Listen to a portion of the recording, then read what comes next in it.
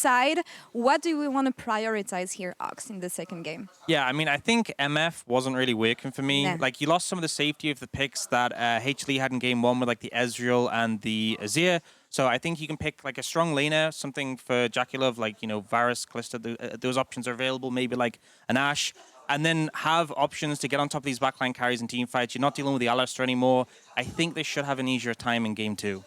It's tough, though, because when I think of HLE, one of their greatest strengths is their flexibility, right? You know, I do think that they have developed to a point where it's like these players can play almost everything. And I think that is one of the strengths of them in Fearless. You know, when we first saw Zeka come into the scene, it's talking about, he's like, you know, this melee guy, he's this assassin guy. Well, he just super smurfed on his ear, and you're like, well, thank God he's not on his ear. Guess what? He's got a lot more champions left where that comes from. He does. And I think Viper, he hasn't brought out any mages this year, but when I think about flexibility, like I think he is actually the most flexible AD carry in the world, probably all time, because he was playing like Riven and Yasuo in every mage bot lane when the meta called for it. So it's like he has so many tricks in the bag that he hasn't even had to pull out. And I just think that HLE gets harder game over game in every Fearless, not easier. Yeah, I think there's space for champions like this, though? I think there fully is. I think you can play Ziggs bot. I think you can play, you know, Victor bot. I think you can play these types of things. Mel bot even. Mel bot. I think the draft has to call for it, but I do.